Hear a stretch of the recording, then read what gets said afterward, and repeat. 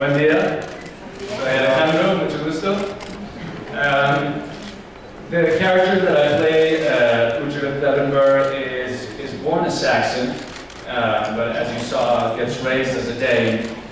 And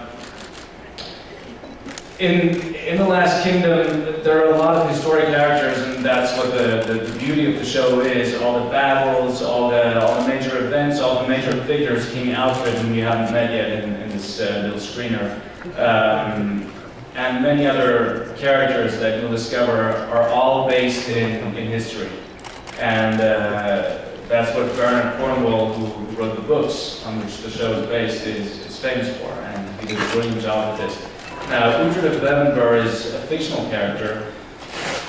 There was an Utrecht who was actually one of Bernard Cornwell's ancestors, and he lived in 1100 something, so in the 12th century, way after this story happens, and he was a lord of Levenberg, which is now Castle of Bamberg, which still exists in England to this day. Mi nombre es Alejandro. Alex, me puedo llamar Ale. Estoy feliz de estar aquí en México, pero lo importante es que es cierto que mi personaje es danés, pero sin embargo, haberme criado como vikingo no me quitó mi sangre y mi origen anglosajón. Lo importante, la belleza de esta historia es que permite mezclar la ficción con la realidad. Hay muchos personajes históricos que van a conocer más adelante, como el rey Alfred. Es también importante tomar en cuenta de que esto es basado en unos libros que fueron escritos en el siglo XII, pero la historia y los datos históricos en realidad ocurrieron para el nacimiento de lo que hoy se conoce como Reino Unido o Inglaterra.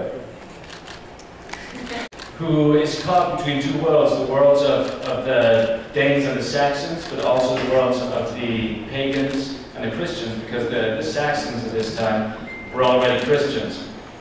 And the Danes who come and invade the Vikings were still pagans. So it's a conflict of peoples, but also of religions.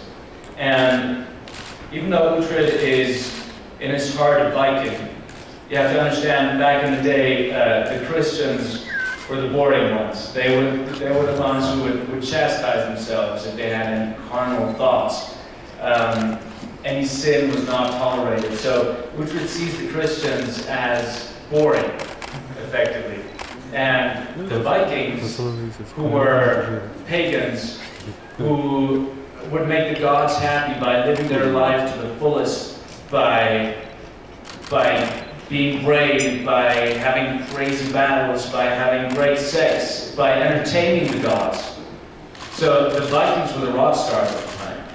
And I think you can see that in the costumes, which were brilliantly done by our team. The Saxons have a sort of dull aspect to them, and the Vikings all have striking colors, blues and yellows. Anyway, so Utrecht feels a Viking in his heart, but he realizes that in order to take his birthright back, which is the castle of Levenberg, which has been usurped by his uncle, he's going to have to stick with the Saxons. And throughout the series, he's going to meet King Alfred, who's the first king, el primero rey que tiene una visión de una Inglaterra unificada. Unificada. Vikingo y lo anglosajón, lo llamado cristiano era considerado aburrido, o de alguna manera era aquella persona que no podía tener pensamientos carnales ni ningún tipo de diversión. En cambio, que éramos los vikingos, éramos que teníamos coraje, éramos los bravos de la película, los rockstars de su época, y podíamos no solamente disfrutar la vida, sino disfrutar el sexo, disfrutar cualquier cosa que queríamos. Todo el mundo quería esa parte de la vida. Y creo que es también muy importante que eso me permitió conocer al rey Alfredo, que fue el primero que vivió en el castillo, fue el primer rey de lo que consideramos hoy día la Inglaterra o el Reino Unido o Inglaterra unificada. It was hoy mirando ver el último reino, el 5 de mayo. And that's the way she wants to say welcome to Mexico.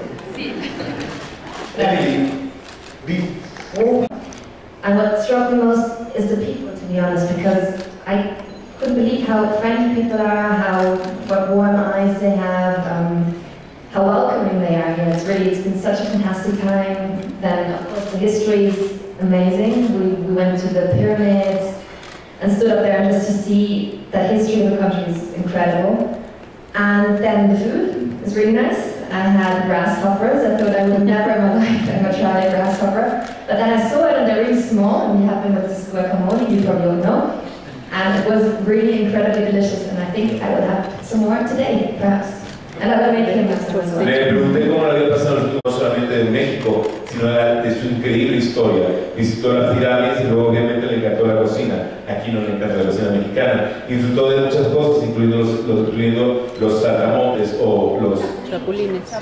Los chapulines. Y también al mismo tiempo, lo que ella pudo es disfrutarlo esta vez con guacamole y piensa seguir haciéndolo esta noche. So now, a really, really strong woman. That's something I really liked about her. She's really, really honest. She has a fantastic sense of humor. And in a sense, she shares the same story as Richard does, because she also was kidnapped by the Danes when she was about 7, and she grew up with the Vikings. But she knows very well who she is, and she really, really wants to be a Viking, and she just does whatever she wants to do. She doesn't think that she's worth less than any man. And I think that's the main reason she really wants to be a Viking woman, because this is a place where she's able to be herself and to be a fighter and a strong woman.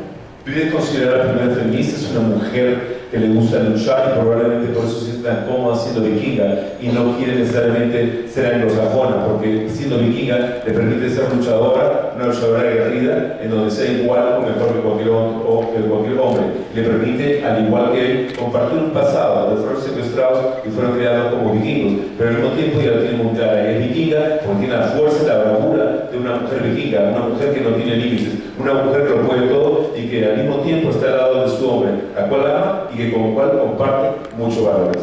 I'm a big fan of shows like this that actually teach you something at the same time and bring you an enticing story.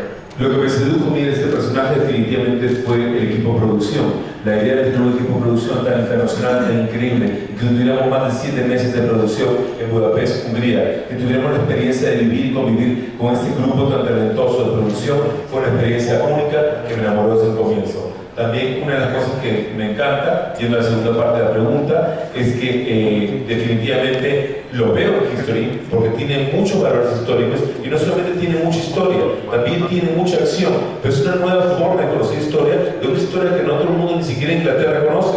Cuando se trata inclusive de la formación o creación de Inglaterra o el Reino Unido, creemos que es una nueva forma de mostrar, de conocer y reconocer la historia de una manera diferente, inclusive datos no conocidos del mismo Alfredo el Grande, que es uno de los personajes más importantes de esta producción.